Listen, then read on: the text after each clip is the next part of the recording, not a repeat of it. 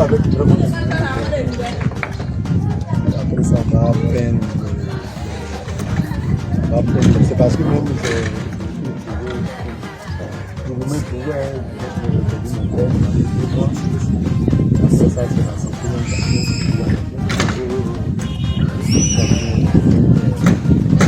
On a un bâtiment là. Même chose comme ça. Il a regardé. C'est là-bas que les enfants ont joué. Un bâtiment de jeu.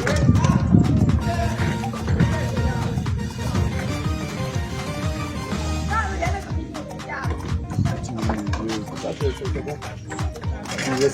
C'est quelque chose que tu as mis en fait de quand je suis directeur de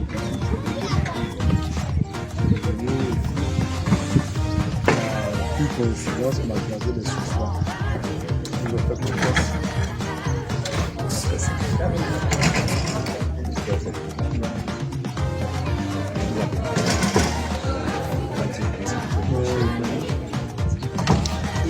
Là, ça va? Bon, ton programme.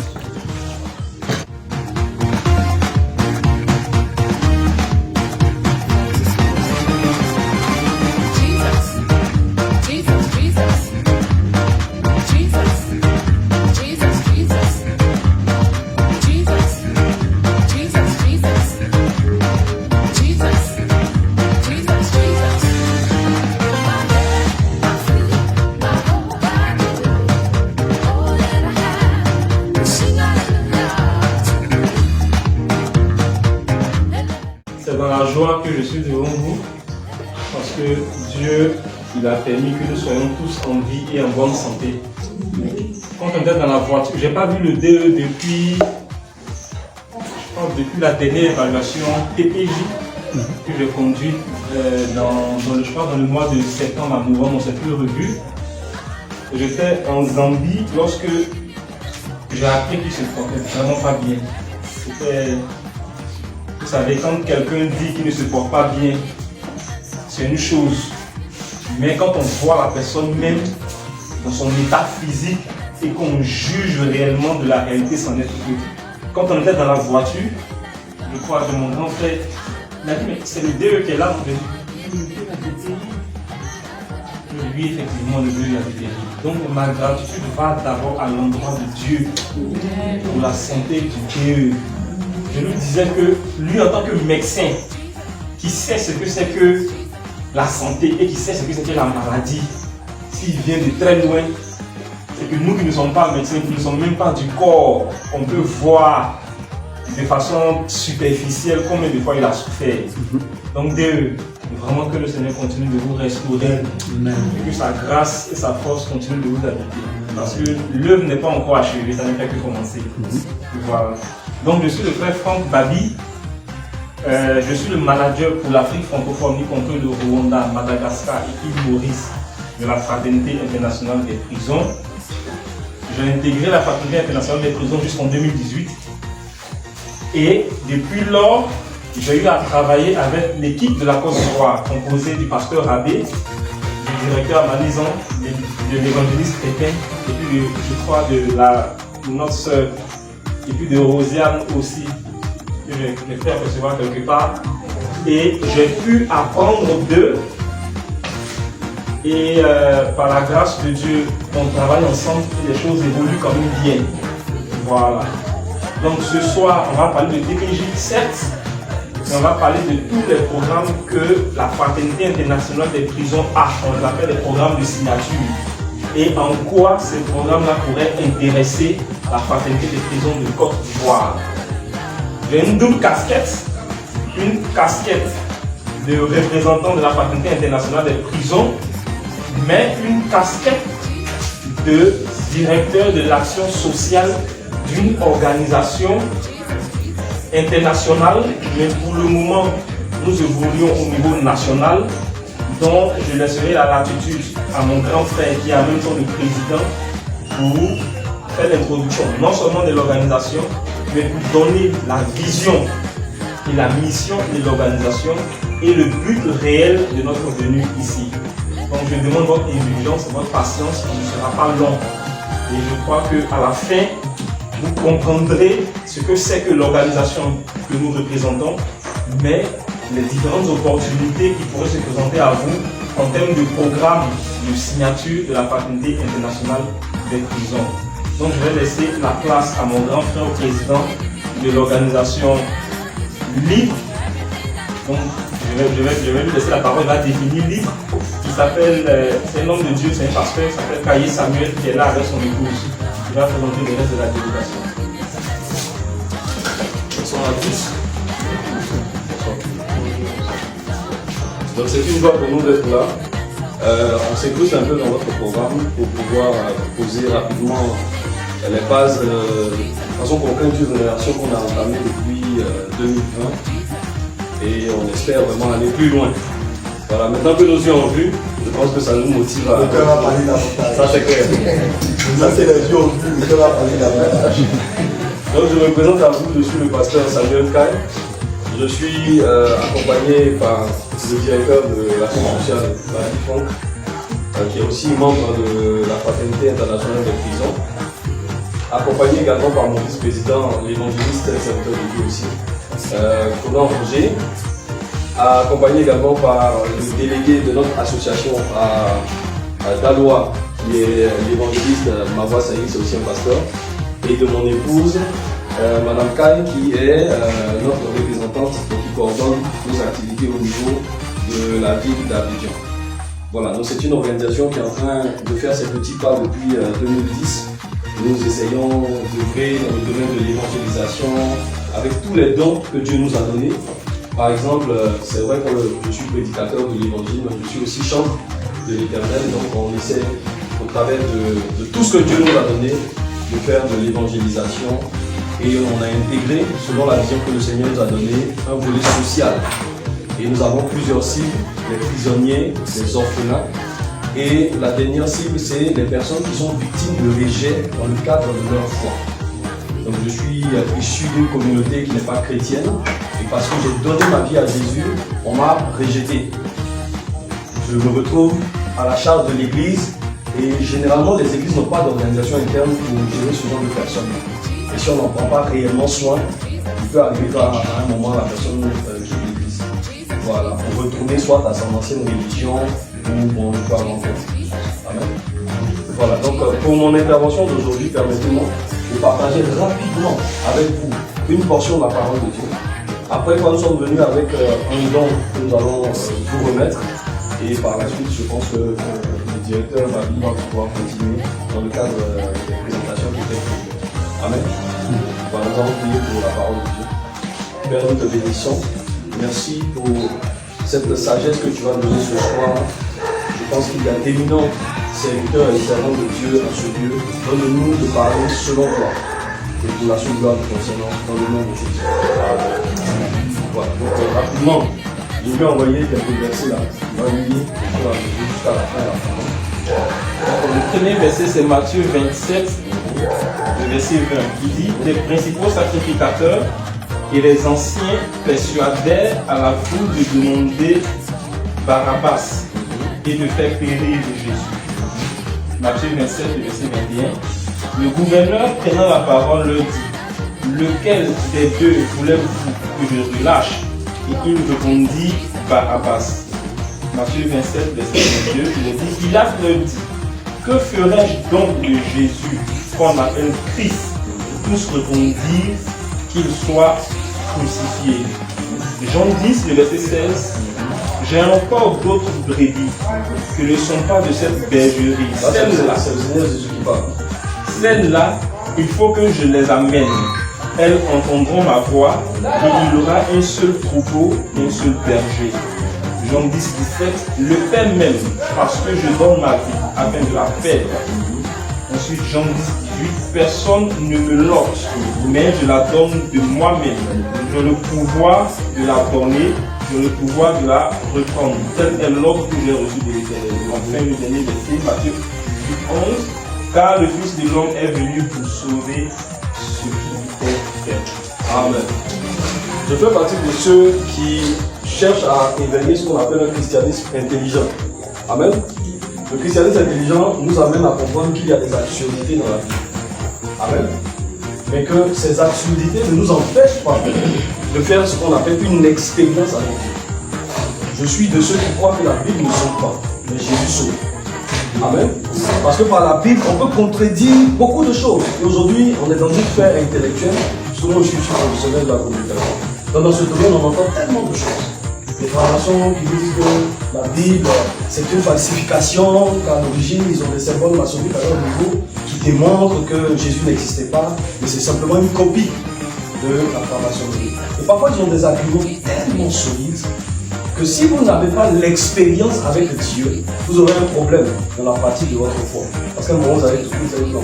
Avec tout ce flux d'informations, l'intelligence qui a augmenté dans mes chairs, cette affaire de Dieu, il faut un peu de Dieu. Amen. Donc on a 3 versets qui ont été lus. Dans le premier verset, on voit des hommes en train de manigancer quelque chose pour arrêter Jésus. Amen. Donc vous voyez que quand on parle de Jésus est mort pour nos péchés, dans les faits, on peut dire que ce n'est pas vrai. Parce que ce sont des hommes qui ont mis tout ça en œuvre pour arrêter quelqu'un qui était libre auparavant, qui n'avait pas commis de délit, certes, mais qu'on ne voulait pas voir libre. Amen. Donc les personnes vont l'arrêter et vont vouloir le tuer.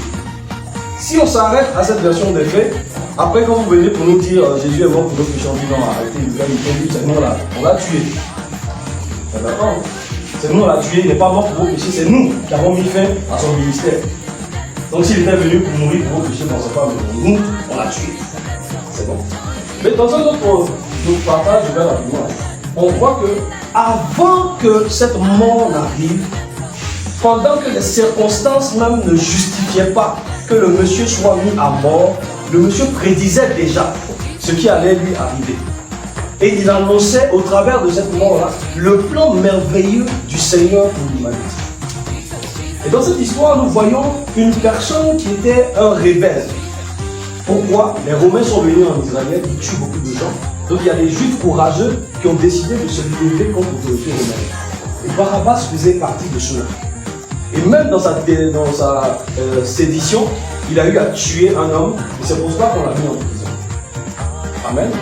Donc de telles personnes, quel que soit le nombre d'années qu'ils vont faire en prison, sous le pouvoir romain, ils ont une seule fin, c'est la mort. Alléluia. Mais Jésus ayant dit qu'il venait pour sauver des gens, qu'il venait pour délivrer des gens, ce jour-là qu'il avait choisi pour mourir pour l'humanité, il a sauvé de façon palpable, non pas des années plus tard où on dit non, il est mort, son sang nous a lavé, etc. Non, mais ce jour-là, il y a quelqu'un qui était condamné, qu'on allait aller exécuter avec les 2 brigand. C'était son jour d'exécution. Et nous voyons que Jésus entre en scène. Et l'Esprit de Dieu va convaincre les sacrificateurs qu'il faut faire sortir celui qu'on avait condamné ce jour-là et donner Jésus. Jésus qui dit, moi je ne meurs pas par culpabilité ou bien parce que je suis coupable de quoi que ce soit. Mais je meurs parce que je veux sauver l'humanité. Je pense que c'est cette œuvre-là qui nous a sauvés également, nous aussi, qui étions prisonniers de quelque chose. Alléluia. Moi je me souviens, j'aurais pu normalement finir dans une prison. Parce que quand on était jeune, il y avait la fessille, il y avait les gangs, il y avait le fétichisme, il y avait les couteaux, il y avait les machettes, et on était tous dans ce moule-là. C'est des amis qui ont été incarcérés, nous on a échappé par grâce. Amen. Donc ça c'est le plan que le monde et le diable et tout ça a pour nous. Et lorsque je rencontre Jésus, je rentre en moi-même et je commence à prendre consciencieusement mes études. Et quelqu'un qui aurait fini voyou, brigand, qu'on aurait marginalisé, le fait d'avoir rencontré Jésus pour moi, ça a changé quelque chose. Alléluia. Aujourd'hui je suis père, marié, avec des enfants, je sers le Seigneur, je suis communicateur dans une radio chrétienne, je fais des consultations d'entreprise dans le domaine de la stratégie de communication et tout ça. Et ça, c'est quelque chose qui m'est arrivé parce que j'ai rencontré quelqu'un qu'on appelle Jésus. Alléluia. Et donc c'est ce message-là dont vous et moi, certainement, nous sommes porteurs. Et c'est par ce message-là que nous allons également, non pas vers des personnes qui sont libres, qu'elles soient physiquement en prison ou qu'elles ne soient pas vraiment en prison. Il y a des gens pour lesquels le diable, comme Barabbas, a prévu une date d'exécution. Soit parce que ces personnes n'ont pas connu le Seigneur, elles ne sont pas sanctifiées, sont dans le péché. Ou bien ces personnes sont en prison physiquement. Comme Barabbas qui était un prisonnier en fait de la réalité. Alléluia. Donc c'est juste pour nous encourager.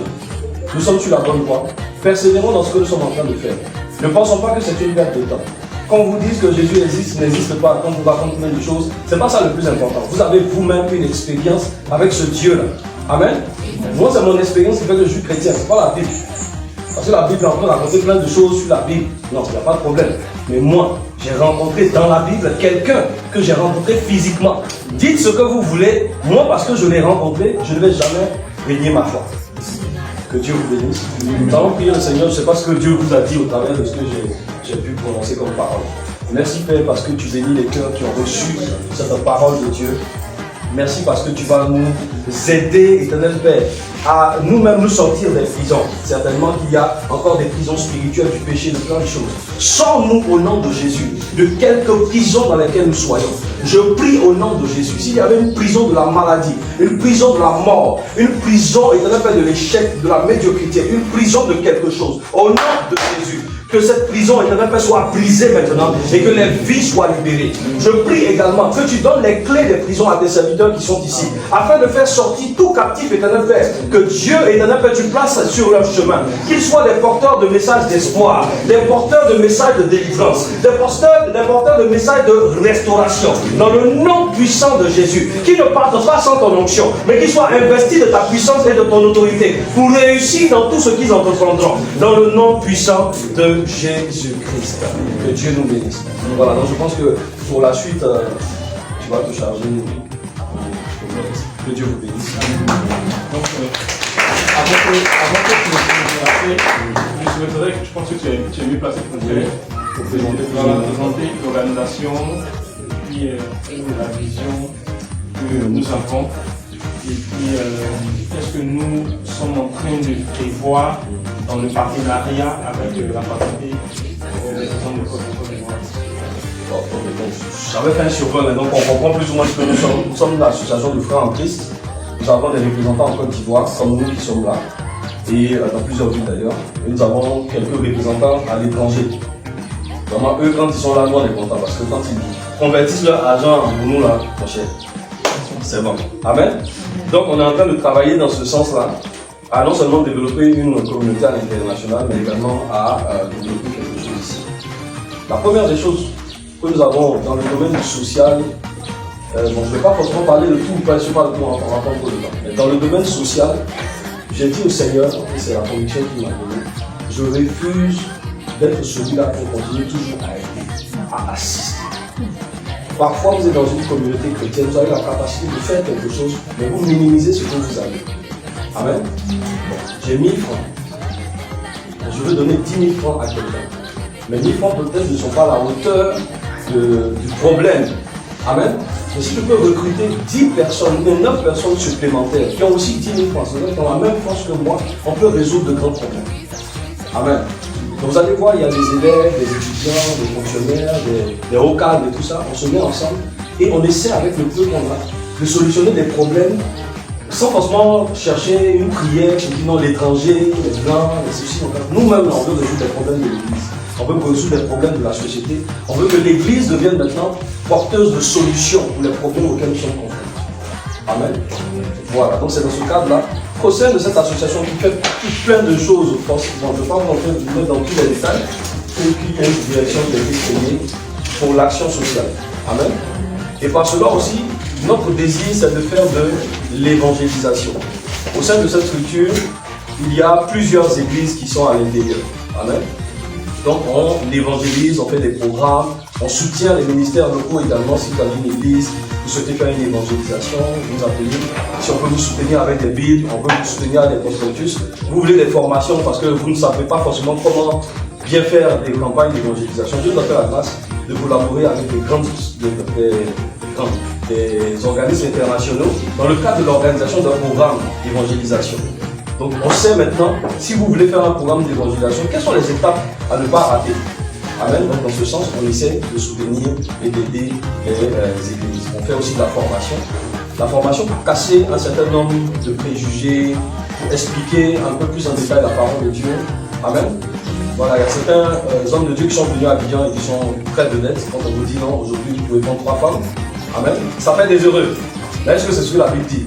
On va chercher des versets pour dire, oh, la Bible dit ceci, la Bible dit cela, ça il faut quand même qu'on remette ça sur la table pour éviter que ce genre d'enseignements, qui sont peut-être bibliques ou pas, continuent à salir le témoignage de l'Église. Amen. Donc je pense que on peut s'arrêter là. Okay. Voilà. Merci, que Dieu vous bénisse. Amen. Merci beaucoup. Alors, merci beaucoup, Pasteur Caillé. Donc, nous allons passer à, en fait, je vais dire, au deuxième volet de notre présence en tant qu'organisation, la Ligue internationale Brave de l'Espérance. Je crois que depuis, on va dire un peu, depuis 2019, on essayait par nous-mêmes moyens de pouvoir venir en aide.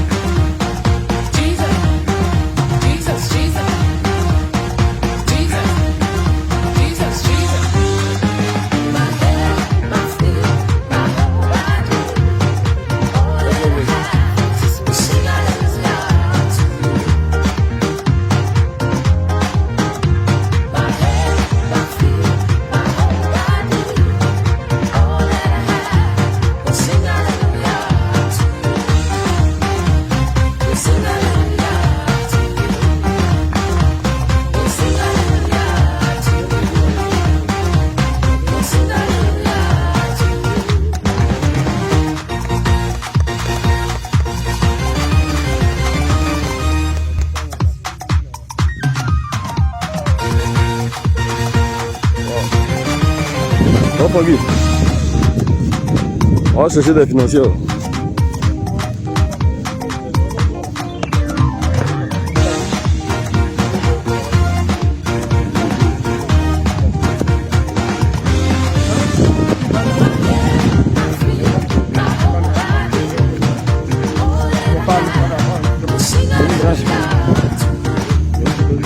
Mais toi tu vas t'en.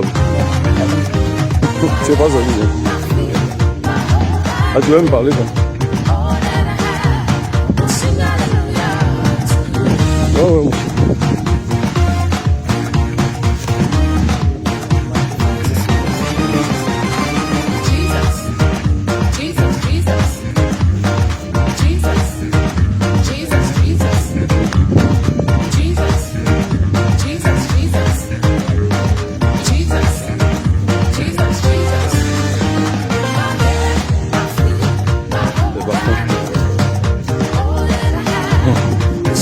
Il faut que tu m'as besoin de cette zone aussi. Non, on attend encore. Nos aînés, nos parents qui sont devant là, est-ce qu'ils gèrent bien les choses?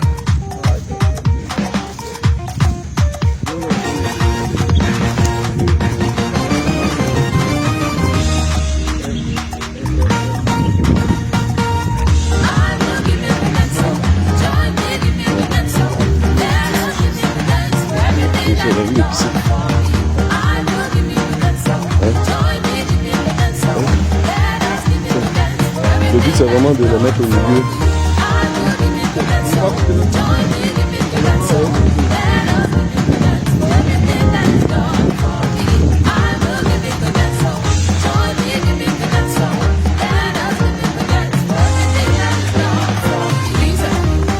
C'est un train de filmer quoi.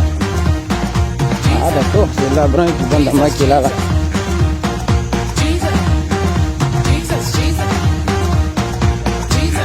Waouh, c'est très bon ça.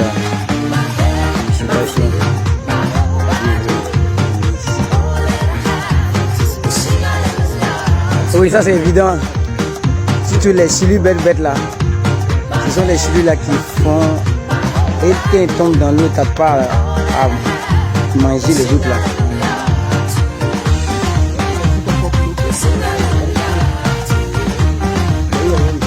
Ouais, un peu. Je vais juste prendre un peu.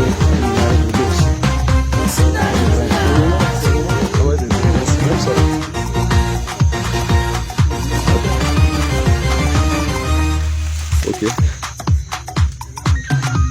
D'accord. Et puis ça prend le fil.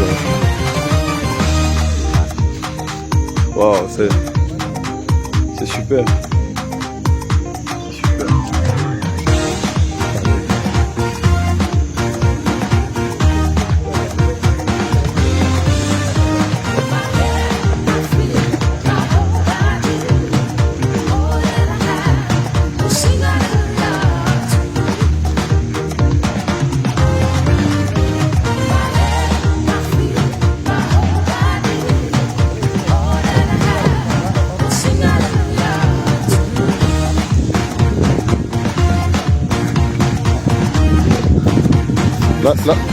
Là c'est où on va mettre ça? Ah, on retourne, ok. Toi, tu as habitué. Ah, mais c'est super. Donc, on aura l'émission en forêt longtemps. On t'envoie là.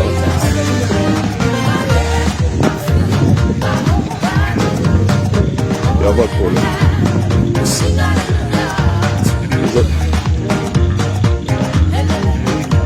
Seigneur, bon Dieu.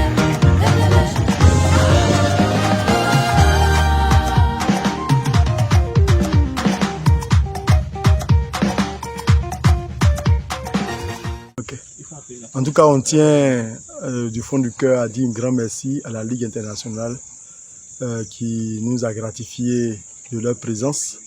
Merci pour les dons qui ont été faits. Je crois que cela est très très encourageant et nous souhaiterons que vous soyez le porte-voix du Centre Onésime. Que Dieu vous bénisse. Amen.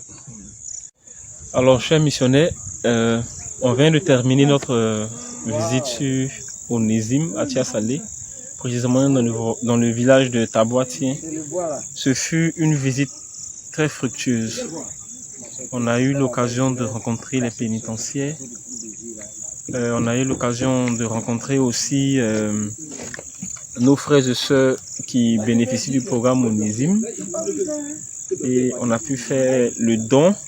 Ça a été impactant. On a visité même le site où se tient l'élevage de poissons, je crois le champ de gombo, le champ d'aubergine. Vraiment, c'est fantastique. Je crois que Dieu nous donne l'opportunité de le servir autrement. C'est à nous de saisir cette opportunité-là. Je remercie toutes les délégations qui sont venues. Abidjan, Gagnoa, Daloa. Il fait nuit, certes, mais on va prendre la route pour partir. La grâce du Seigneur avec nous jusqu'à la destination. Prenez soin de vous. Merci. Et shalom à tous. Que la grâce de Dieu soit sur vous. En tout cas, je dis merci au staff qui a pu se déplacer au nom de l'organisation Libre. Et vraiment, Dieu s'est glorifié au travers de cette action. J'encourage tous les membres de l'organisation Libre à pouvoir à s'engager vraiment sincèrement. Voilà, c'est Dieu, comme mes prédécesseurs l'ont dit, c'est Dieu qui élève, c'est Dieu qui bénit. Et chaque fois que nous posons une action pour Dieu, Dieu est content et il prend cela en compte pour notre propre vie. Voilà, je ne veux pas m'éterniser, je veux juste m'arrêter là. Que Dieu nous aide à pouvoir vraiment continuer dans ce sens, que Dieu nous bénisse. Allez, bye. Shalom, shalom à tous. Que Dieu vous bénisse. Ce soir, vraiment, nous sommes ravis de se connaître ce soir et avec la visite au centre onésien. Tout s'est très bien passé et nous avons appris beaucoup de choses au niveau du travail, surtout la mobilisation et le travail en fond, c'est-à-dire la motivation réelle de ce travail. Que tout un chacun, chaque délégué puisse avoir une motivation pour insérer les personnes vivantes parce que c'est une activité qu'on dirait bénévolat. Donc il faut que nous le savions tous que c'est pas pour payer quelqu'un mais c'est Dieu seul qui peut nous payer. Que Dieu vous bénisse. Shalom à tous. Amen. Shalom, shalom à tous. Nous bénissons le Seigneur pour la grâce. Il nous a accompagnés jusqu'au centre Onésime. Par sa grâce, tout s'est très bien passé. On a visité le centre et plusieurs activités également qui rapportent à ce centre-là. Donc, nous croyons que Dieu va faire encore de grandes choses au travers de nous concernant Libre. Et bon, c'était tout ce que j'avais à dire. Que Dieu vous bénisse et nous prions que l'Éternel encore nous raccompagne, chacun dans sa demeure. Shalom à tous. Merci.